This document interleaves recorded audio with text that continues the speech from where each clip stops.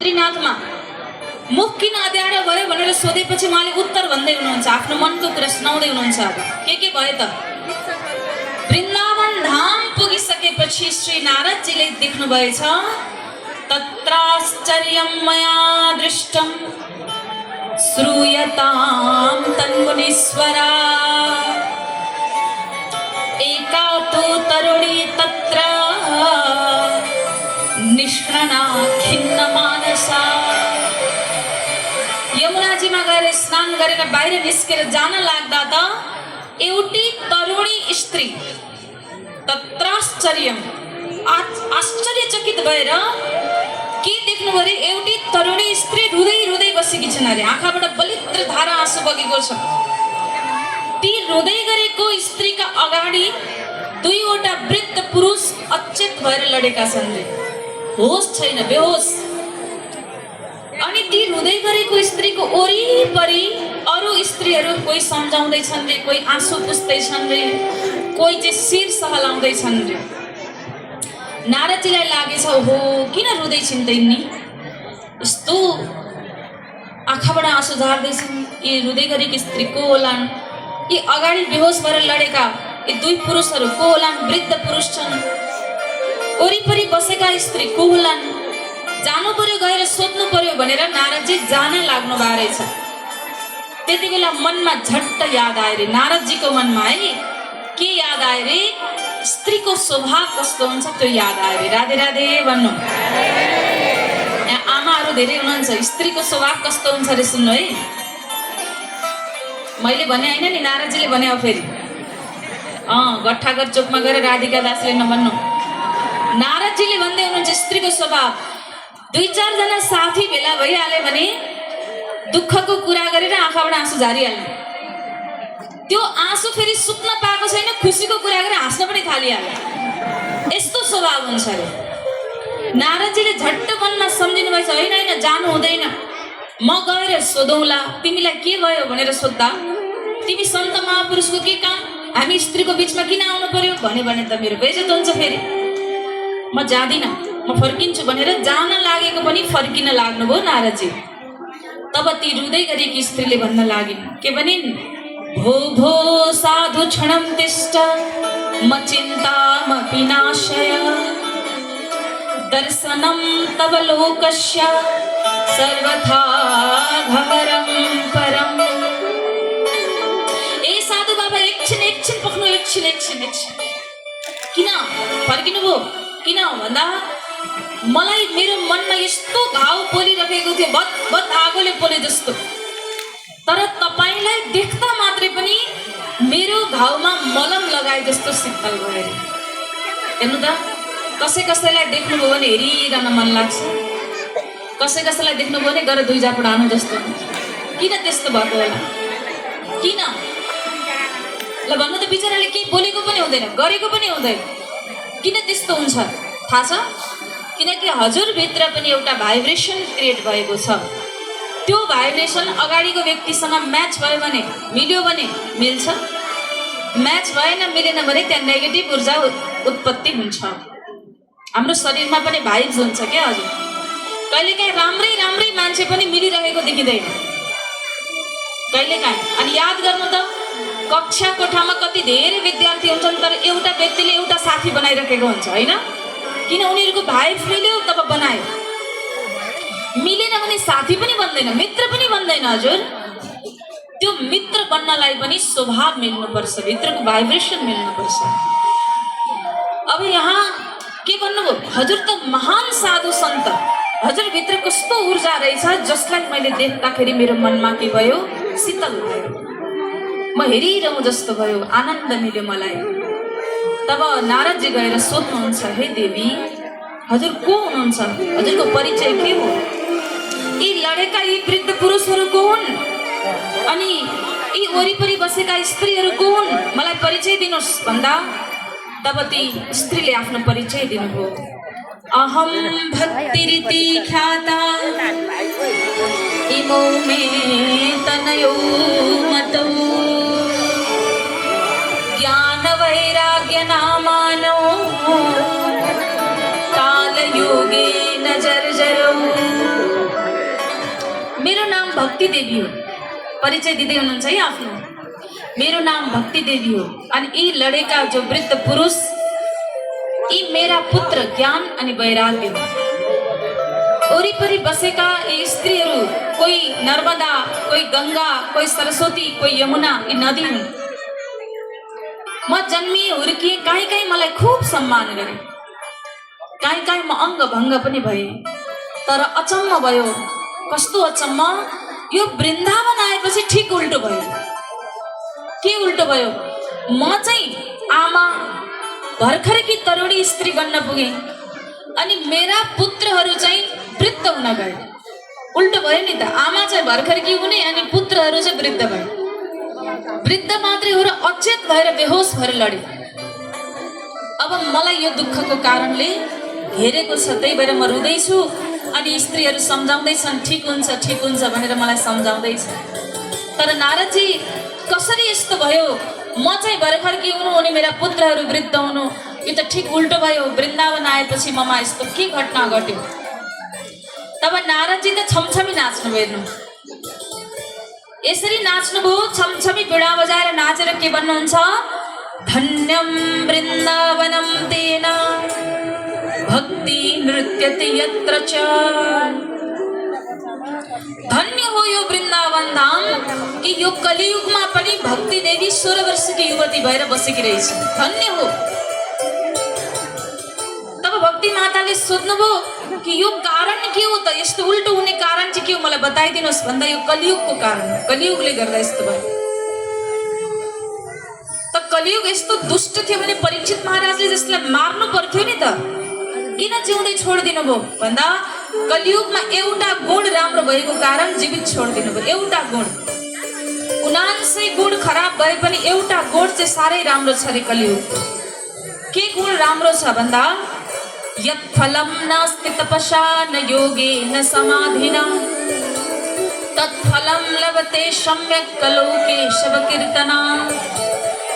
सत्य त्रेता द्वापरमा गरिने ठुला ठुला यज्ञ होम होमादि तपस्या तप जुन फल प्राप्त हुन्थ्यो कलियुगमा एकछिन भगवानको नाम लियो भने प्राप्त हुन्छ रे। राधे राधे भन्नु, यति भन्दा पनि पुण्य मिल्दो रहेछ। त्यही भएर कलियुग भाग्यमानी, कलियुगमा जन्मिने भक्त बडो भाग्यमानी।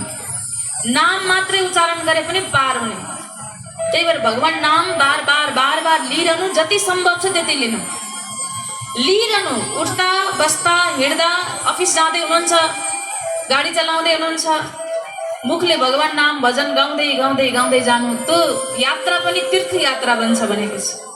भोजन बनाउँदै भगवानको नाम लिनु, त्यो भोजन हुँदैन, अब प्रसाद हुन्छ भनेको छ। हजुर सुत्ने बेलामा पनि प्रभु म हजुरको चरणमा दण्डवत गर्दैछु भनेर निदाउनु भयो भने रातभर दण्डवत प्रणाम हुन्छ भनेको छ। त्यही भएर भक्ति गर्न समय चाहिँदैन भनेको छ, केवल मन चाहिन्छ। भगवानको नाम लिन बिहान उठ्नुभयो, हात पहिला त हात हेर्नु पर्यो, लक्ष्मी माता सबलाई हात प्रणाम नमन गर्ने, आँखामा यो हातबाट आएको ऊर्जालाई लिने, त्यसपछि सबैभन्दा पहिले पृथ्वीलाई ढोग्ने, पृथ्वीसँग क्षमा माग्ने भनेको छ। किनकि यो पृथ्वीलाई हामी कुल्चिन्छौँ, थुक्छौँ, फोहोर गर्छौँ, तर पनि यसले हामीलाई अन्न उब्जाएर दिन्छ। त्यो नदीलाई हामी कति फोहोर गर्छौँ तर पनि हामीलाई सिँचाइ गरेर अन्न उब्जन गराएर हामीलाई जलपान गराइदिन्छ। त्यो वृक्षहरूलाई हामीले पत्थर हान्छौँ तर पनि त्यसले हामीलाई फल दिन्छ। त्यो आफू खाँदैन, वृक्षले आफूले फल खाँदैन, अरूलाई दिन्छ। नदीले आफूले पानी पिउँदैन, अरूलाई दिन्छ। त यस प्रकार हामीलाई प्रकृतिले पनि दिन सिकाएको छ, दिनुपर्छ भनेर।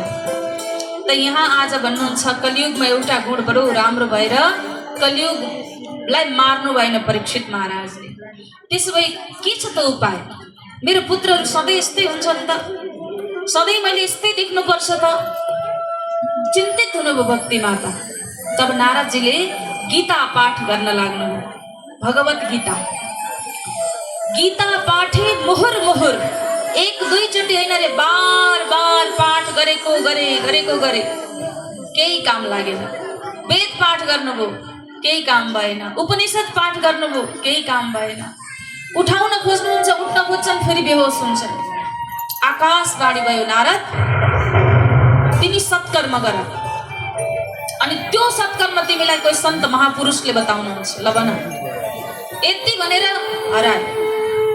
अब नारदजी अचम्मित हुनुभयो, सत्कर्म यत्रो बेर पाठ गरेको सत्कर्म भएन, यो भन्दा पनि ठुलो सत्कर्म के होला त? म कहाँ जाउँ अब? त्यो सन्त महापुरुषलाई कहाँ खोजौँ? कहाँ बस्छ पनि थाहा छैन, कस्तो रूप छ पनि थाहा छैन। तब नारदजी भक्ति मातालाई भन्नुहुन्छ, चिन्ता नगर्नु देवी, म जसरी पनि खोजेर पत्ता लगाएर आउँछु भनेर निस्किनुहुन्छ र आज बद्रिकानाथमा सनकादिक कुमारहरू समक्ष आफ्नो दुःख पोख्दै हुनुहुन्छ। सनक सनन्दन सनातन सनत कुमार, जसले भगवानसँग एउटा वरदान मागेका थिए कि भगवान हामीलाई सधैँ 5 वर्षको बनाइदिनु, 5बाट 6 वर्ष हामी कहिले पनि नहुनु। किनकि 5 वर्षको बालकमा काम, क्रोध, लोभ, मोह, रिस, मत्सर, घमण्ड, अहङ्कार केही पनि हुँदैन। त्यसलाई गाली गर्नु, कुट्नु एकैछिनपछि आउँछ सारी तान्दै। त्यो 5 वर्षको स्वरूप हामीलाई बनाइदिनु भन्नुभएको थियो सनकादिक कुमारले, तर बडो विद्वान ज्ञानी। तब सनकादिक कुमारले भन्नुभयो, अरे यति सामान्य कुरा, यो सत्कर्म म बताउँछु नि। के हो सत्कर्म भन्दा, सत्कर्म सूचको नूनम ज्ञान यज्ञ स्मृतो बुधै। त्यो सत्कर्म भनेको श्रीमद् भागवत कथा हो। त्यो भागवत कथाको आयोजना गरेर सब ठिक हुन्छ। त्यसो भए कहाँ आयोजन गर्ने त? बद्रीनाथमा त हिउँ पर्छ, यस्तो ठन्डा चिसोमा त कसरी आयोजन गर्ने? जाउँ बरु हरिद्वारमा गङ्गाको तटमा बसेर श्रीमद् भागवत कथाको आयोजना गरौँ।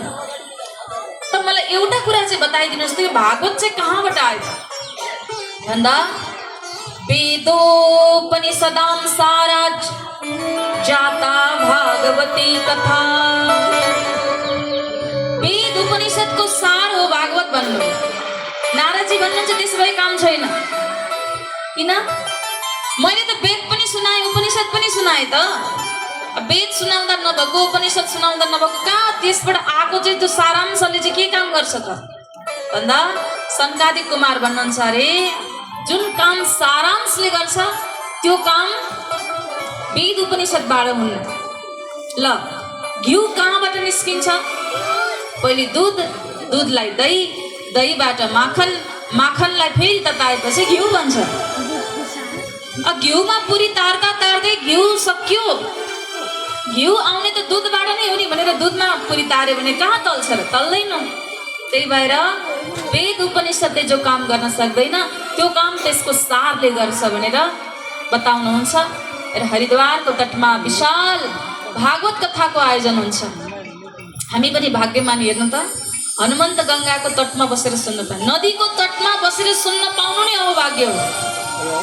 यो त हजुरलाई नदीको तटमा त ऋषिमुनिहरूले सुन्न पाउनु भयो। हामी पनि बडो भाग्यमानी छौँ जहाँ पितृमुक्तिको कर्म हुँदैछ अनि त्यसमा पनि नदीको तटमा हामी कथा सुन्न पाउँदैछौँ।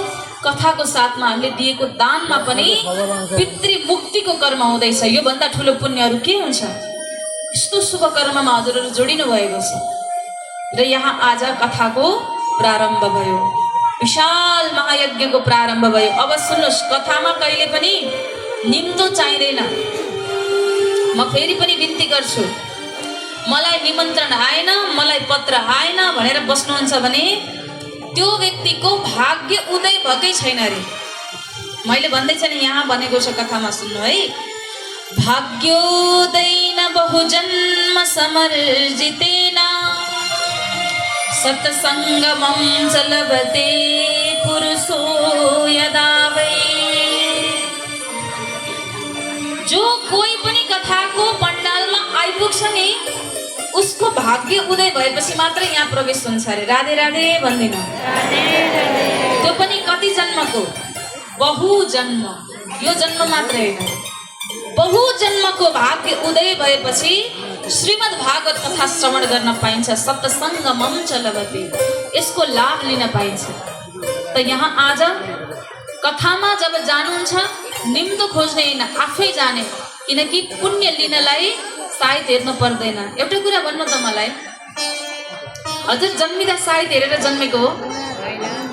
हजुर मर्ने बेला सायद हेरेर मर्नुहुन्छ अनि यो बिचमा चाहिँ कतै सायद हेर्नु हजुर जिन्दगीको दुईटा ठुल्ठुला घटना त सायद नहेरिकन जाँदो रहेछ योभन्दा ठुलो घटनाहरू के हुन्छ जन्म मृत्यु जसलाई सायद बिना सायद हुन्छ अनि बीचको समय कोही कहाँ भागेको छ कोही कहाँ भागेको छ यो भएन रे यो घडी पल्ला मिलेन रे ए बाबा भगवानको कथा नै यसै पनि शुभ कर्म हो तदेव लग्नम सुदिनम तदेव जुन दिन सुरु गर्नुभयो त्यही दिन लग्न सुरु भयो शुभ सुरु भयो भगवानको कथा त्यति शुभ मानिन्छ त्यही भएर कथा सुन्नलाई सबलाई म फेरि पनि अनुरोध गर्छु कथा सुन्ने अधिकार सबको छ सबलाई छ भगवानको कथा त यहाँ पनि भृगु वशिष्ठ च्यवन अनेक ऋषिहरू सुन्नुभयो कि त्यहाँ भागवत हुँदैछ दौडी दौडी आउनु बोलाउनै परेन हेर्नु त त्यस्ता ऋषिमुनिहरूलाई बोलाउन परेन आफै दौडी दौडी आउनुभयो आएर बसेर कथा श्रवण गर्न लाग्नुभयो श्रवण गर्दै हुनुहुन्थ्यो दिन बित्दै थियो अचानक एउटी स्त्री दुईटा साना साना बच्चाको साथमा आएर नृत्य गर्न लागिन् छमछमी नाच्न लागिन्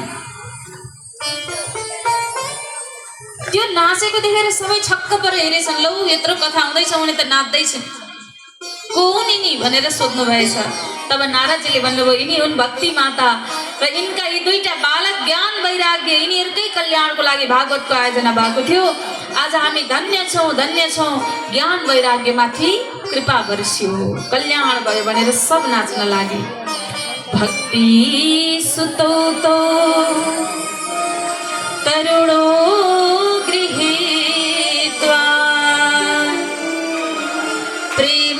प्रेमैकरूपा सहसा विराशित श्री कृष्ण गोविंद हरे मुरारे नाथेति नामानि मुहुर्वदन्ति